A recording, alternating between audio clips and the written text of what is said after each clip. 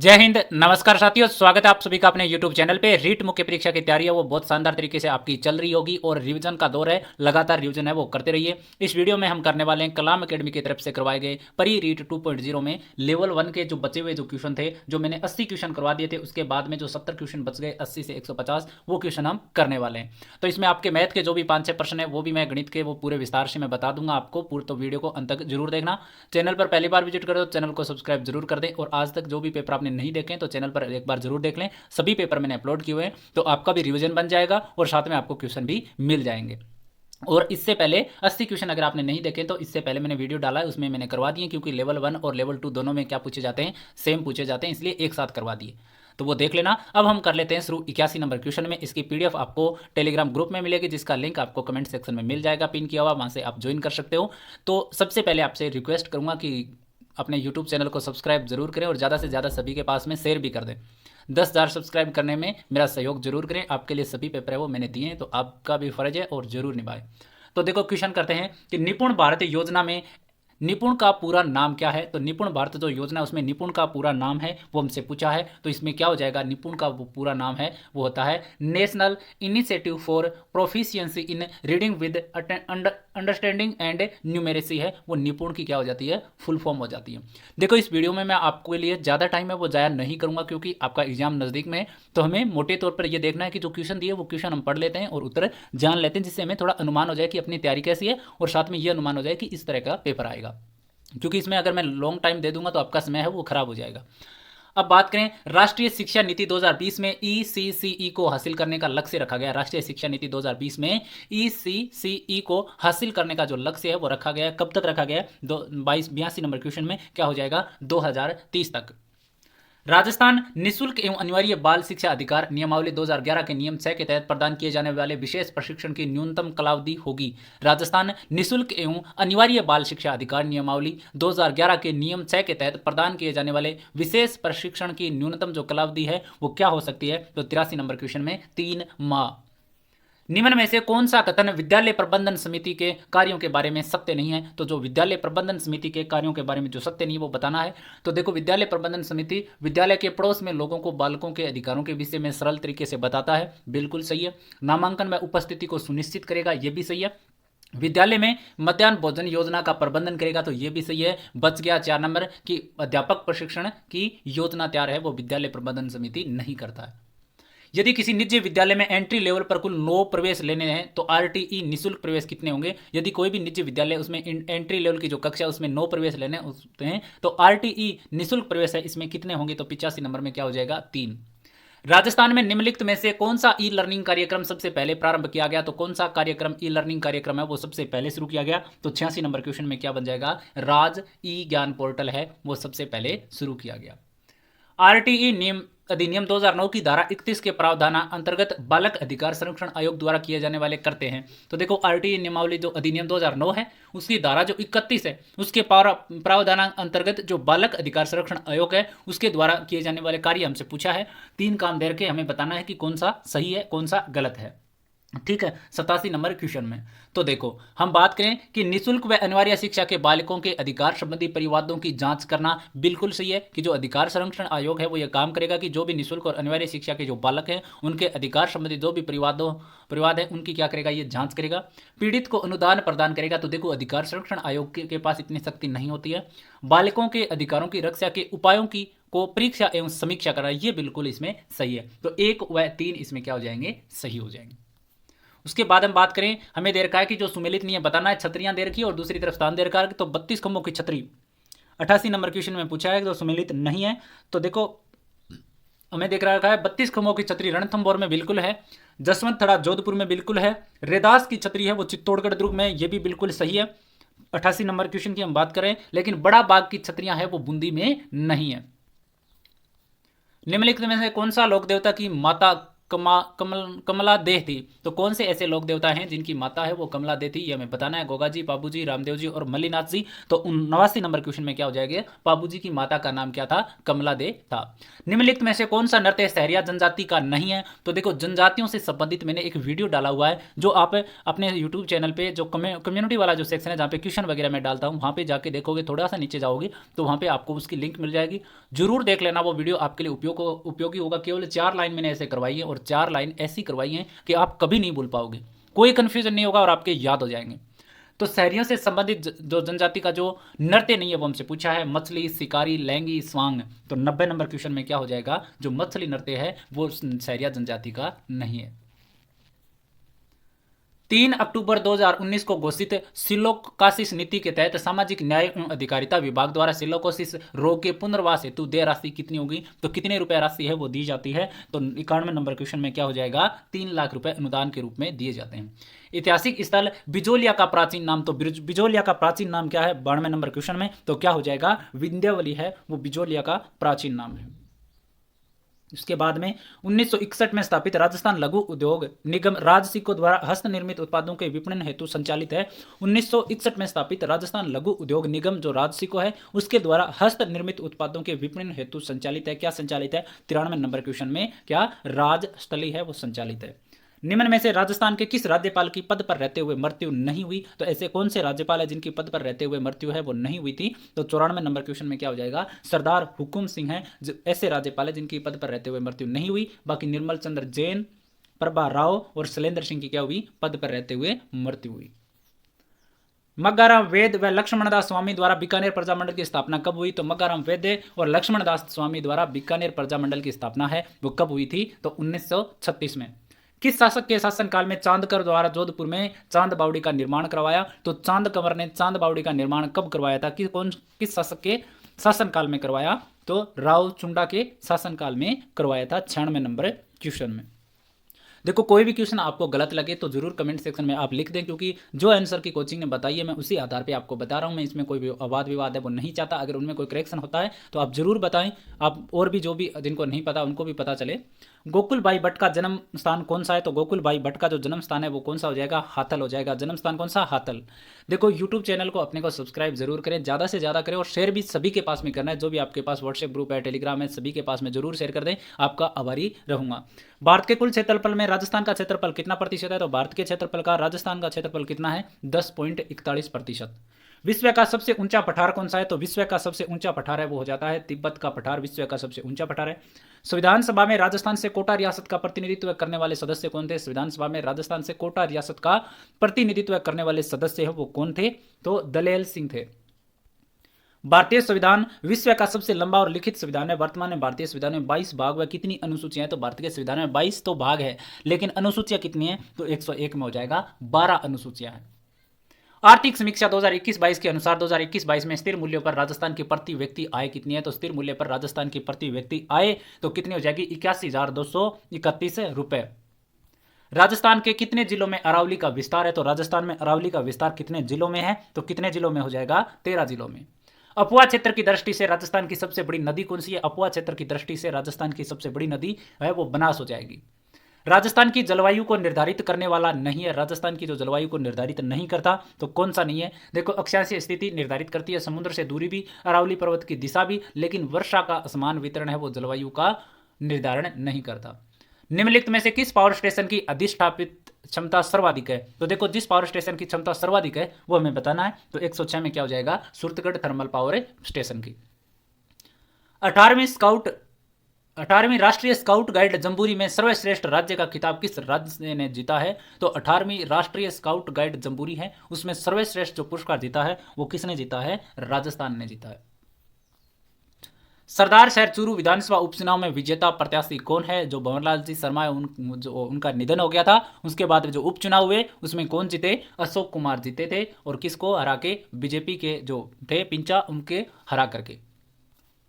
भारत का high speed ट्रेनों हेतु पहला डेडिकेटेड टेस्ट ट्रैक कहां बनाया जा रहा है। भारत का हाई स्पीड ट्रेनों हेतु पहला डेडिकेटेड टेस्ट ट्रैक है वो कहां पर बनाया जा रहा है। तो 109 में क्या हो जाएगा, नवागांव नागौर में बनाया जा रहा है।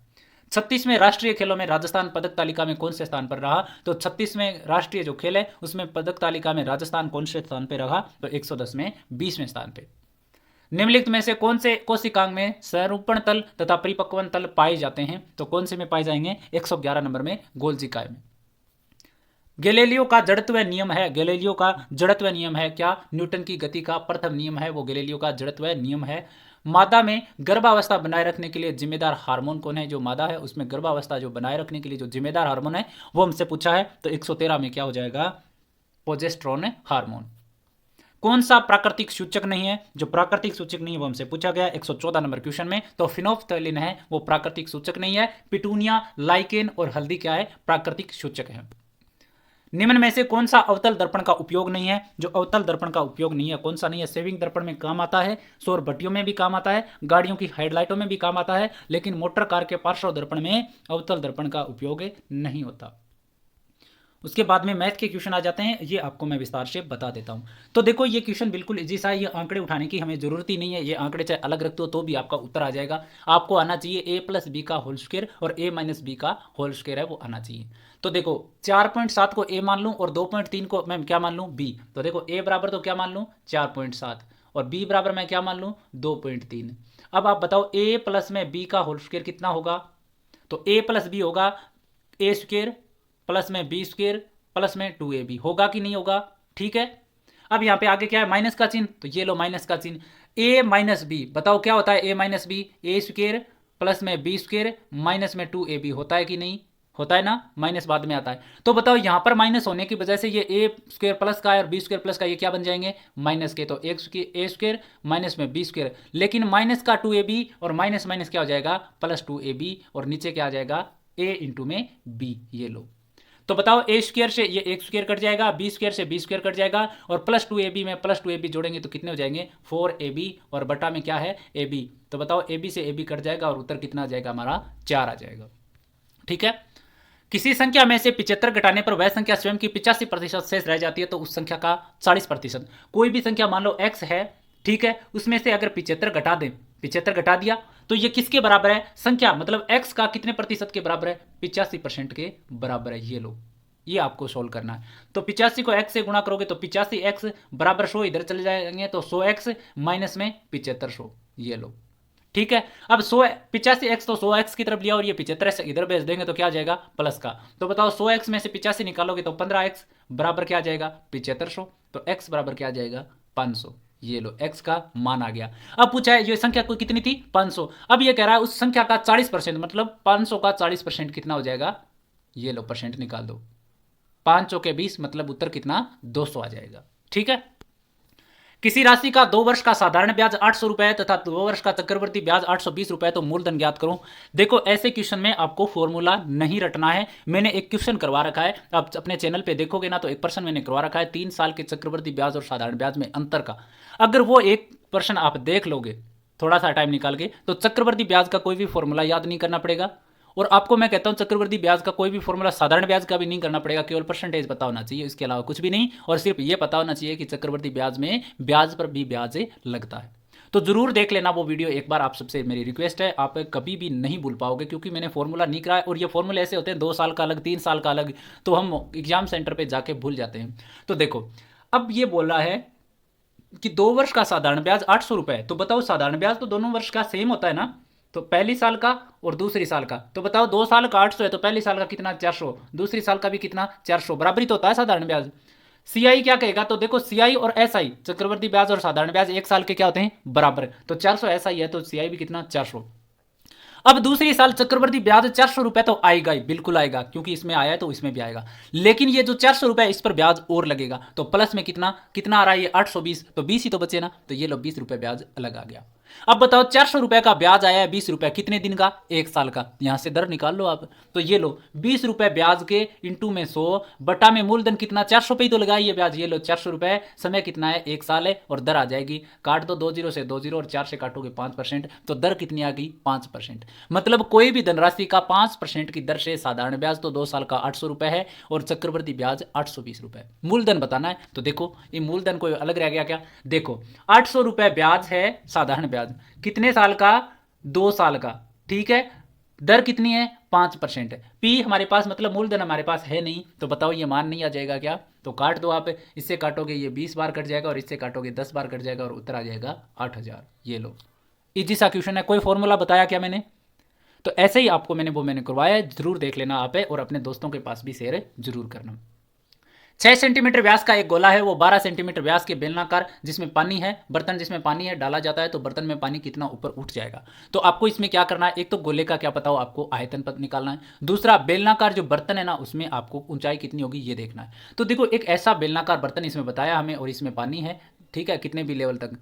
अब ये कह रहा है इसमें एक गोला डाल दो, ये लो हमने गोला डाल दिया। अब इस गोले के आने से ये पानी ऊपर कितना जाएगा ये हमें बताना है। तो बताओ जितना भी जाएगा, ये जैसे मान लो ये इतना चला जाए, तो इसको हम क्या मान लेते हैं कि h ऊंचाई तक जाता है, और ये h ऊंचाई तक जितना पानी जाएगा ये किसका आयतन हो जाएगा, गोले के आयतन के बराबर हो जाएगा कि नहीं, क्योंकि गोला डालने से ही तो बढ़ा है ये h ऊंचाई तक, तो ये आयतन भी किसके बराबर होगा, गोले के आयतन के बराबर। तो ये आपको क्या रखना है ध्यान में। तो देखो अब गोले की आपका व्यास दे रखा है 6, तो त्रिज्या कितनी हो जाएगी 3, तो गोले का आयतन कितना 4/3 में पाई आर की क्यूब, आर कितनी है 6, 6 का आधा 3, तो 3 इंटू में 3 इंटू में 3, ये बराबर किसके हैं, बर्तन जो बेलनाकार बर्तन है, बेलन का आयतन कितना पाई आर स्क्वायर एच, तो पाई आर कितना 12 व्यास है, तो आर कितना 6 इंटू 6, और ऊंचाई कितनी मानी हमने एच, इसके क्या है बराबर है। एक 3 से एक 3 काट दो आप, 3 से काटोगे तो कितनी बार 2 बार कट जाएगा, और 3 से काटोगे तो कितनी बार है 2 बार, और 2 से काटोगे 2 बार, और 2 से काटोगे 2 बार, और पाई से पाई कट गया। तो एच का मान कितना आ गया 1 सेंटीमीटर, तो पानी भी कितना ऊपर उठेगा 1 ही सेंटीमीटर उठेगा।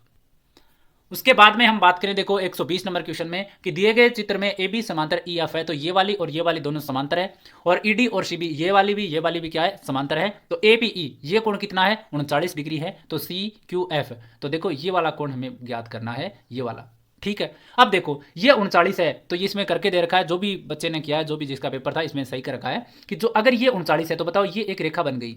अब इस तरफ देखो एक रेखा पर कितने कोण हो सकते हैं 180 डिग्री, तो बताओ ये तो हो गया 39, तो इधर वाला अपने आप क्या बच जाएगा 180 में से आप घटा दो 39, कितना बचेगा 141। अब बताओ जब ये 141 है तो बताओ इस 141 का ये संगत कोण नहीं हो गया क्या, एकांतर कोण, संगत कोण, शीर्षाभिमुख कोण, ये तो सब पता है ना आपको। तो ये 141 होगा, तो ये भी क्या होगा 141। अब बताओ जब ये 141 है तो ये भी क्या होगा 141, क्योंकि ये भी तो समांतर रेखाएं है ना, एक ही दिशा में तो चल रही है ये, तो दोनों में क्या बनेगा सेम, तो ये भी क्या हो जाएगा 141, और यही हमसे पूछा था, इजी सा क्वेश्चन है। तो ये हो गए मैथ के क्वेश्चन। जब बालक की परीक्षा द्वारा मापी हुई योग्यता के सही मूल्यांकन में स्थायित्व होता है तब उसे परीक्षा की क्या माना जाता है, 121 नंबर क्वेश्चन में विश्वसनीयता कहते हैं। उपचारात्मक शिक्षण के लिए आवश्यक नहीं है, उपचारात्मक शिक्षण के लिए क्या आवश्यक नहीं है, शिक्षण विधि को स्थायी रखना उपचारात्मक शिक्षण के लिए आवश्यक नहीं है। ऐसा परीक्षण जिसमें उत्तर हाँ या ना में हो उसको क्या कहेंगे, तो 123 में जांच सूची कहेंगे। प्रक्षेपी शिक्षण सहायक सामग्री का उदाहरण नहीं है, प्रक्षेपी शिक्षण सहायक सामग्री का उदाहरण है वो नहीं है, क्या नहीं है, बुलेटिन बोर्ड है वो इसका उदाहरण नहीं है। हर्बर्ट की पंचपदीय पाठ योजना के पद प्रस्तावना या तैयारी से संबंधित जो नहीं है, हर्बर्ट की पंचपदीय पाठ योजना के पद प्रस्तावना या तैयारी से संबंधित नहीं है, क्या नहीं है, पूर्व ज्ञान एवं नवीन ज्ञान की तुलना करना। समस्या समाधान विधि के चरण का सही क्रम, तो देखो समस्या समाधान विधि में सही हमें क्या बताना है, चरण बताना है, किस प्रकार होगा 126 में। तो समस्या का चयन आ जाएगा 1 नंबर पे, प्रस्तुतिकरण क्या आ जाएगा 2 नंबर में, समस्या चयन कर ली फिर उसको प्रस्तुतिकरण करेंगे, उसके बाद में हम क्या करेंगे परिकल्पना का निर्माण करेंगे, उसके बाद में हम क्या होगा आंकड़ों का क्या होगा संग्रहण होगा, उसके बाद में क्या करेंगे आंकड़ों का विश्लेषण होगा, और लास्ट में क्या हो जाएगा निष्कर्ष निकल जाएगा। तो क्रम क्या आ गया हमारे पास में 1 2 3 और 6 4 और 5, तो ये हो जाएगा ऑप्शन इसमें सही। निम्नलिखित में से कौन सा अनुभव शंकु के आधार से दूसरा सोपान है, निम्नलिखित में से कौन सा अनुभव शंकु के आधार से दूसरा सोपान है, तो 127 में नियोजित कृत्रिम अनुभव। निम्न में से रचनावादी अधिगम की विशेषता नहीं है, तो रचनावादी अधिगम की जो विशेषता नहीं है कौन सी नहीं है कि शिक्षक की भूमिका नियंत्रणकर्ता की होती है, ये रचनावादी अधिगम की विशेषता नहीं है। सामाजिक अध्ययन विभिन्न सामाजिक विषयों के आधारभूत तत्वों का अध्ययन है, यह परिभाषा किसने दी थी, तो यह परिभाषा है जो किसने दी थी, तो वेस्ले ने दी थी। आगमन विधि के सोपानों का सही क्रम है, आगमन विधि के सोपानों का सही क्रम 130 में क्या हो जाएगा उदाहरण, निरीक्षण, सामान्यीकरण और सत्यापन है वो इस सोपान का क्या हो जाएगा क्रम। प्रयोजना कार्य का अंतिम सोपान है, प्रयोजना कार्य का अंतिम सोपान क्या हो जाएगा, तो प्रोजेक्ट का अभिलेखन। विश्लेषण विधि के संबंध में गलत कथन कौन सा है, तो विश्लेषण विधि के संबंध में वो गलत हो जाएगा कि ज्ञात से अज्ञात शिक्षण सूत्र का प्रयोग, ये हो जाएगा इसमें गलत कथन।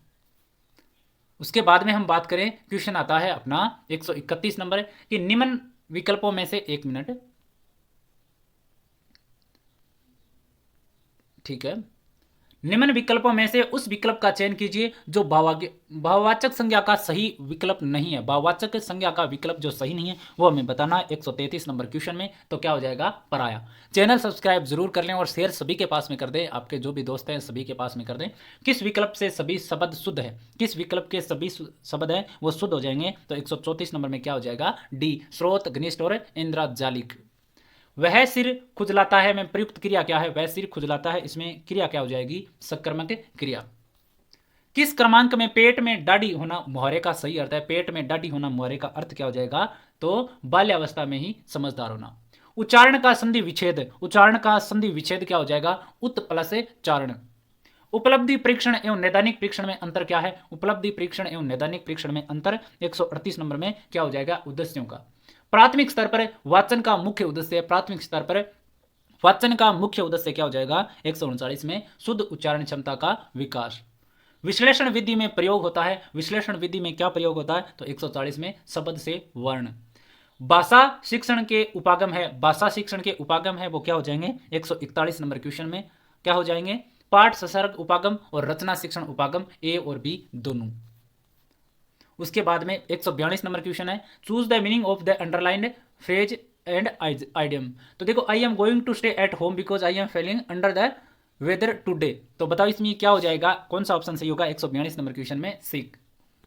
ही said to me where do you live, change into direct indirect speech में आपको चेंज करना, 143 में क्या हो जाएगा, he asked me where I lived. Fill in the blanks article we will go to Calcutta by Rajdhani express. तो बताओ खालिस्तान में 144 में क्या आ जाएगा, द राजधानी एक्सप्रेस। ही कोलकाता यस्टरडे। तो बताओ इसमें खालिस्तान में क्या आएगा, 145, he went Kolkata yesterday. Choose the correct option, the interviewer asked me my name, change into passive voice. तो पैसिव वॉइस में आपको चेंज करना है, 146 में क्या हो जाएगा, I was asked my name by the interviewer. Guardians of language material involve क्या हो जाएगा इसमें, 147 नंबर क्वेश्चन में, तो grouping and sequencing of the item. Remedial language teaching is meant for development of, इसमें कौन सा ऑप्शन सही हो जाएगा, 148 में, तो particular skill left by regular teaching और area left by regular teaching. तो ये दोनों के दोनों क्या हो जाएंगे, इसमें सही हो जाएंगे। उसके बाद में which one of the following technique is not followed in the communicative English language teaching. तो इसमें कौन सा ऑप्शन है वो सही हो जाएगा, 149 में, pattern practice. The trims beltiz method is used for, 150 में क्या हो जाएगा, डायरेक्ट मेथड। तो ये देखो, ये हो गए लेवल 1 के सभी पर्सन मैंने करवा दिए हैं। इसकी पीडीएफ आपको ग्रुप में मिल जाएगी। लास्ट वाले क्वेश्चन अगर एकदम कट जाए तो आप थोड़ा एडजस्ट कर लेना, पीडीएफ में भी देख लेना। पहली बात तो नहीं कटेंगे, लेकिन फिर भी वीडियो में एडिटिंग वगैरह में अगर बड़ी स्क्रीन में थोड़ी प्रॉब्लम आ जाए तो वो थोड़ा मैनेज कर लेना। आज के लिए इतना ही। कमेंट जरूर करें आपको क्लास कैसी लगी। धन्यवाद।